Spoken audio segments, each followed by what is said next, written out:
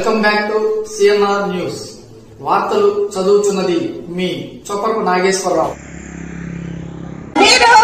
మీరు దమ్ము లేక గెలవడానికి దమ్ము లేక మీరు పోటీ చేయట్లేదని అన్నారు కొంతమంది. మాకు దమ్ముంది, ధైర్యం ఉంది.